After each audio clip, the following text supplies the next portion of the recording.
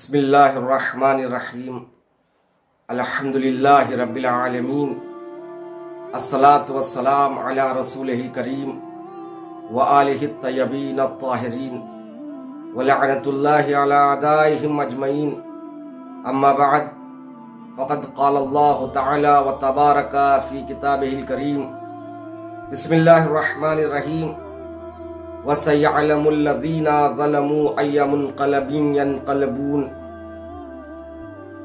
حضرات گرامی قدر، آپ تمام حضرات کی خدمت میں یوم الحدم یعنی روز انہدام جنت البقیع کے موقع پر تسلیت اور تعزیت پیش کرتا ہوں، اور آپ تمام حضرات کی جانب سے نمائندگی کرتے ہوئے یوسف زہرا منتخب خون حسین حضرت امام زمانہ عجل اللہ تعالی فرجہ الشریف کی خدمت میں بھی تعزیت و تسلیت پیش کرتا ہوں۔ آج کا دن قیامت کا دن ہے، گو کہ کسی معصوم کی شہادت کی تاریخ نہیں ہے، باوجود اس کے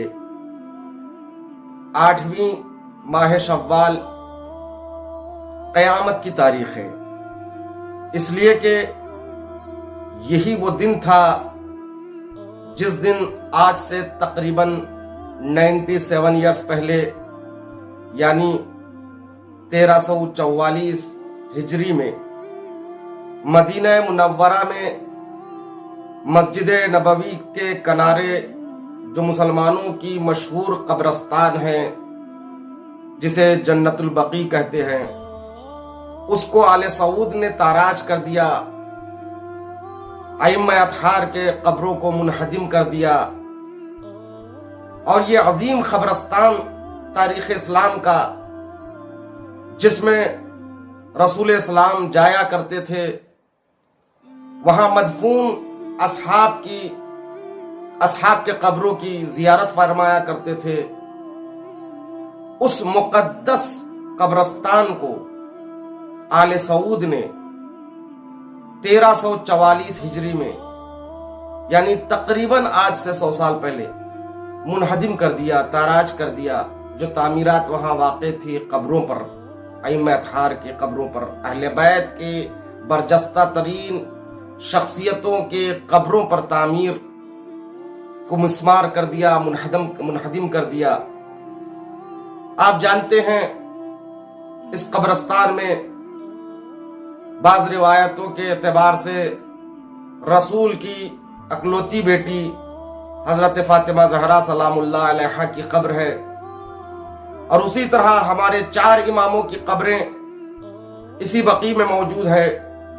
امام حسن علیہ السلام، امام زین العابدین علیہ السلام، امام محمد باقر علیہ السلام، امام جعفر الصادق علیہ السلام، ان عظیم ارکان اسلام کی قبریں اس بقیع میں موجود ہیں، اور اس کے علاوہ رسول کے ازواج اور رسول کی پھوپھیاں جناب صفیہ، جناب عاتقہ، مولائے کائنات کی مادر گرامی فاطمہ بنت اسد، اور اسی طرح مولائے کائنات کی ہمسر یعنی حضرت عباس علیہ السلام کی والدہ گرامی ام البنین، اور اسی طرح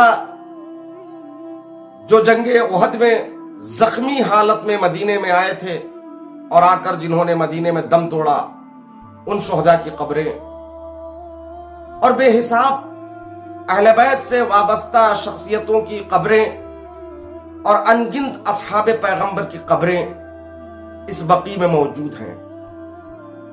تاریخ اسلام کا یہ عظیم قبرستان جہاں مسلمان حج کے موقع پر، عمرے کے موقع پر جایا کرتے تھے اور زیارتیں کرتے تھے، مگر خدا لعنت کرے آل سعود پر کہ اس حکومت نے، اس نجدی حکومت نے تباہ و برباد کر دیا، تاراج کر دیا۔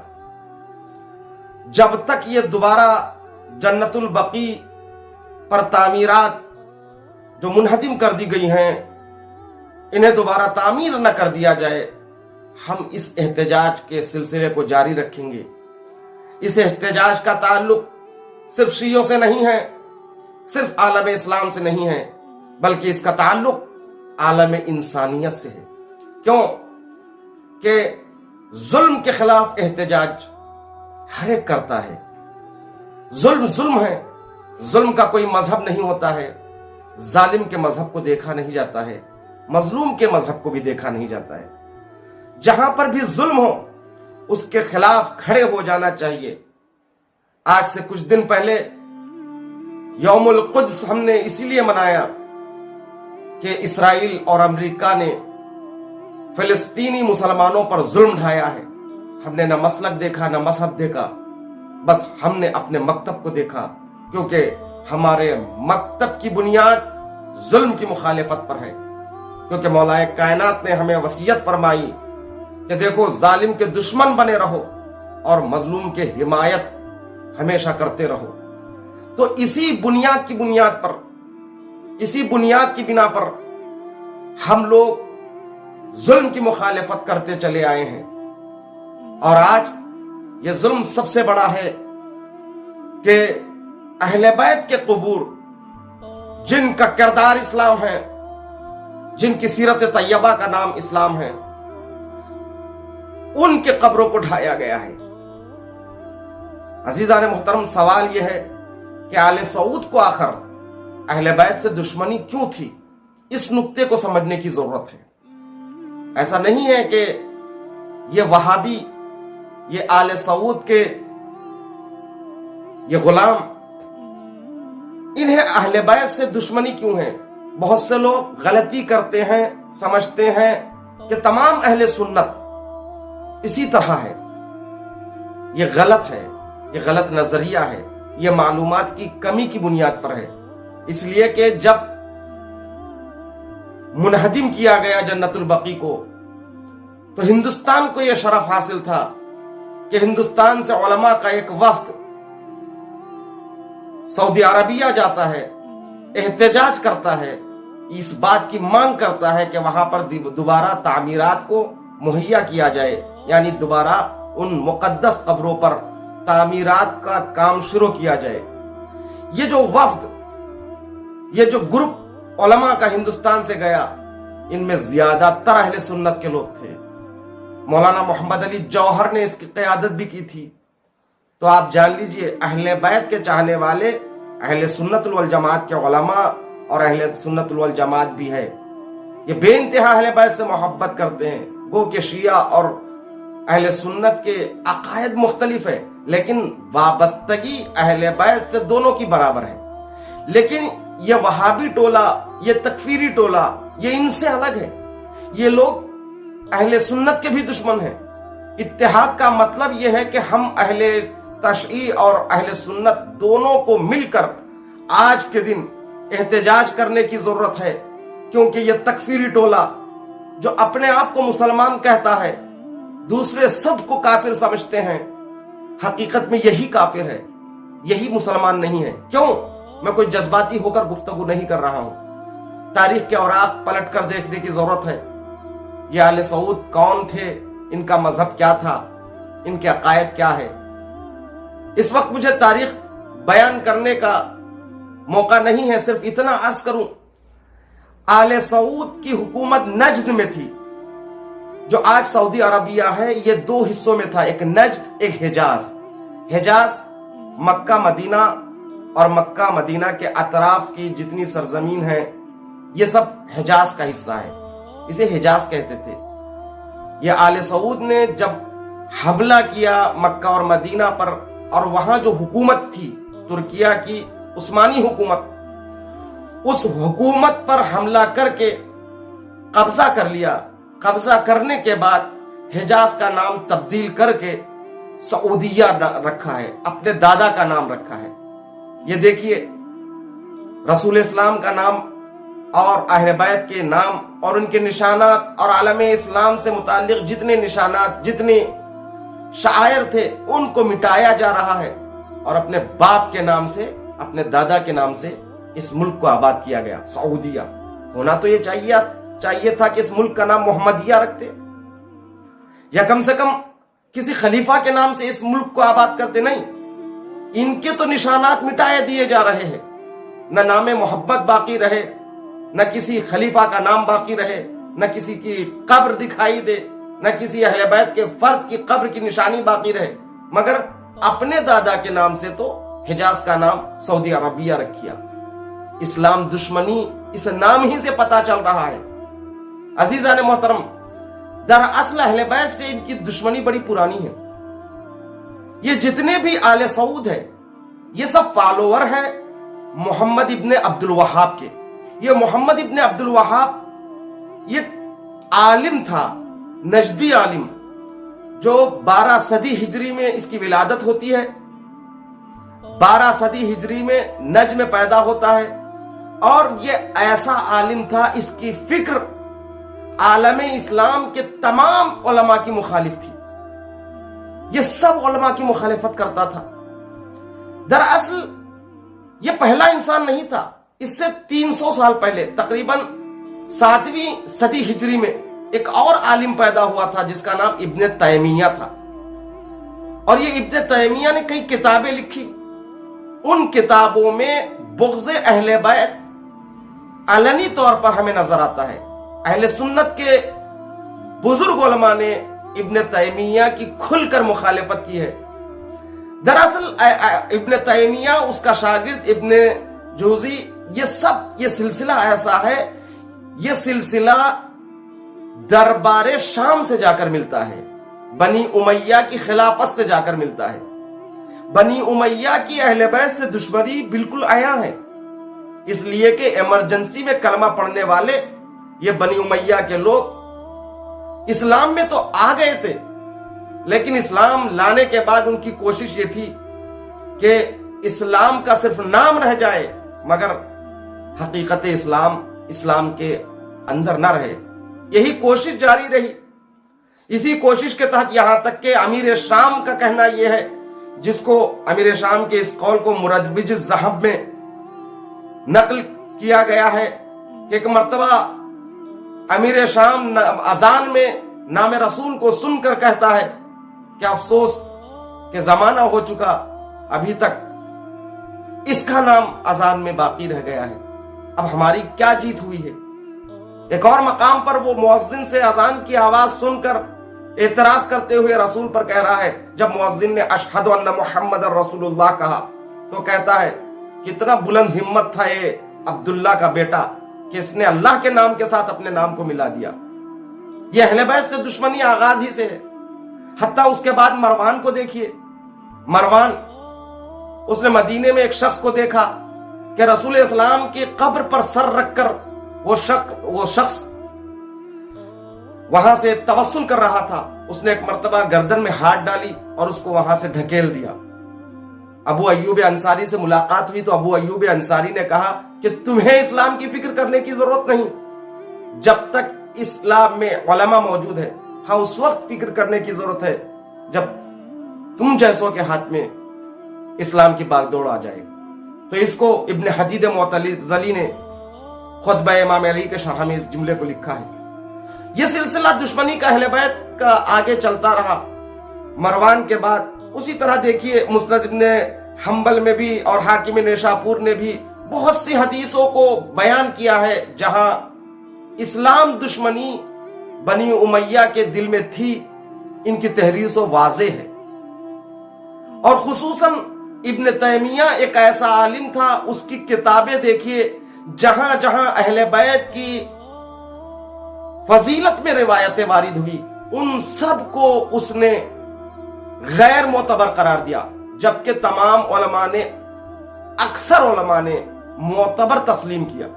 لیکن چونکہ اہل بیت کے فضائل میں حدیثیں تھیں لہٰذا ان حدیثوں کو اس نے غیر معتبر قرار دیا. اور اس کے برعکس جو اہل بیت کی رد میں، ان کی فضیلتوں کی رد میں جو حدیثیں دربار شام میں گڑی گئی تھی، بنو امیہ کے درباروں میں گڑی گئی تھی، کوئی سند نہیں جس کو تمام علماء اہل سنت نے رد کیا. یہ حدیثیں گڑی ہوئی حدیثیں ہیں، ان کی کوئی اصل اور بنیاد نہیں.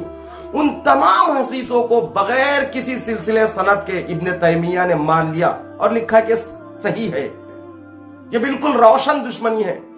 तो इब्ने तैमिया की किताबों को पढ़कर मोहम्मद इब्ने अब्दुल वहाब बनता है। तो मोहम्मद इब्ने अब्दुल वहाब के जो अकीदा था, उस अकीदे को आले सऊद ने आम किया, और इसमें सबसे बड़ा कैरेक्टर जो है वो ब्रिटिश गवर्नमेंट का थी। ब्रिटिश गवर्नमेंट ने अब्दुल वहाब की हुकूमत को सहारा दिया, आले सऊद को सहारा दिया, इसी शर्त के साथ के तुम्हें मोहम्मद इब्न अब्दुल वहाब के साथ जाना है, क्योंकि ब्रिटिश गवर्नमेंट चाहती थी कि इस्लाम खत्म हो जाए, इस्लाम का नामो निशान खत्म हो जाए। हम मुकम्मल तरीके से तो इस्लाम को हटा नहीं सकते, एक रास्ता है, मोहम्मद इब्न अब्दुल वहाब जैसे इस्लाम को लेकर आगे चलेंगे तो इस्लाम नाम का है, लेकिन हकीकत इस्लाम इसमें नहीं है। अजीजान मोहतरम, गौर करने का मकाम है, आज भी बरतानिया इस्तिकबारी ताकतों से मिलकर यही कोशिश मुसलसल कर रही है कि दुनिया में हकीकत इस्लाम का वजूद न रहे। जहां पर इसने आले सऊद जैसी हुकूमत को जन्म दिया ताकि वो इस्लाम के तमाम निशानियों को मिटा दे, वहीं पर आज शियों में MI6 के जरिए उन जाकिरीन को परवान चढ़ाया जा रहा है जो इस्लाम की हकीकत से ना आगाह है, ना वाकिफ है, शियत क्या है जानते नहीं है। उनको शिया लीडर बनाकर पेश किया जा रहा है, उनको शिया उलेमा बनाकर पेश किया जा रहा है, उनको टीवी डिबेट्स में लाया जा रहा है ताकि दुनिया को मालूम हो कि ये जाहिल शिया आलिम दीन है। ये MI6 की कोशिश है ताकि हकीकत तशय्यो खत्म हो जाए। ये खुद जिन्हें वो आलिम बनाकर, खतीब बनाकर ये MI6 पेश कर रहा है, ये कौन है? ये जाहिल है, अनपढ़ है, सिवाय रस्म और रिवाज के इन्हें कुछ वाकिफियत नहीं है। इन जाकिरीन के जरिए जो हकीकी शियों के उलमा हैं उन पर लान तान करवाया जा रहा है। यह सिलसिला बरतानिया का आज भी जारी है। इसे अहले सुन्नत और शिया दोनों को समझने की जरूरत है। तो उधर वहाबियत की परवरिश भी इसी MI6 यानी बरतानिया के हाथों में है, इधर इन मलंगियों की और इसी तरह के इन जाहिल खतीबों की परवरिश भी इसी MI6 यानी बरतानिया के हाथों में है। सिर्फ कोशिश यही है कि हकीकत इस्लाम खत्म हो जाए, मगर ये इसकी भूल है। कयामत तक कुरान बाकी रहेगा, क्योंकि कुरान सरचश्मा इस्लाम है। जब तक कुरान बाकी है, हकीकत इस्लाम भी बाकी रहेगा। अजीजान मोहतरम, इसीलिए आले सऊद से एक काम लिया दुश्मनान इस्लाम ने कि अहले बैत के मज़ारों को बकी में ढा दे, ताकि इनके मज़ारात रहेंगे तो इस्लाम का नामो निशान बाकी रहेगा। इस्लाम के नामो निशान को खत्म करना है कि इनके मज़ारों के निशानात को खत्म कर दिया जाए। तो इसीलिए अहले बैत की दुश्मनी में आले सऊद आगे बढ़ती है और ब्रिटिश हुकूमत इन्हें सहारा देती है ताकि हकीकत इस्लाम खत्म हो जाए। मगर अजीजान मोहतरम, मुसलमानों को मुतमईन करने के लिए आले सऊद ने हदीस का सहारा लिया कि हमने किसी दुश्मनी में इन कब्रों को मुनहदिम नहीं किया, बल्कि हजरत अली अलैहिस्सलाम की हदीस है। देखिए, औलाद अली के कब्रों को ढाने के लिए भी जिस हदीस का सहारा लिया उसको मंसूब कर दिया मौलाए कायनात से, जबकि तमाम अकाबिरीन अहले सुन्नत का इस बात पर इत्तेफाक है या तो ये हदीस झूठी है, गढ़ी गई है, या फिर ये साक़ितुल एतबार है। वक्त नहीं है वरना इस हदीस पर भी गुफ्तगू करता, क्योंकि मौलाए कायनात की हदीस जो उन्होंने कही वो ये है कि अगर कोई तस्वीर दिखाई दे तो उसको फाड़ दो, अगर कोई बुलंद कब्र दिखाई दे तो उसको ढा दो। इस हदीस को सहारा बनाकर इन्होंने मज़ारात को ढाया है, जबकि हदीस गलत है। लेकिन अगर हदीस को मान भी रहे हो तो पूरी तरह मानो, क्योंकि मौलाए कायनात की जो झूठी हदीस तुमने गढ़ी है वो आधी तो तुमने कबूल कर लिया, मज़ारात को ढा दो तो ढा दिया, तस्वीरों को फाड़ दो, इस पर अमल क्यों नहीं किया? आज सऊदी अरेबिया चले जाइए, हर होटल में इनके शाहों के तस्वीर लगे हुए हैं। पहले हिस्से पर हदीस के क्यों अमल किया नहीं जा रहा है? तो पता चल रहा है कि हदीस पर अमल नहीं, सिर्फ यह अहले बैत से दुश्मनी है। बस मैं अपनी बात को खत्म करते हुए इतना कहूं कि जब तक जन्नतुल बकी के मुकद्दस मज़ारात पर तामीरात न हो जाएंगे, हमारा यह सिलसिला एहतजाज जारी रहेगा, न सिर्फ आलम इंसानियत, आलम इस्लाम से, بلکہ مکمل عالم انسانیت سے میں تقاضا کرتا ہوں اس احتجاج میں آپ بھی ہمارے ساتھ ہو جائے، اس لیے کہ ظلم کے ساتھ احتجاج ہے۔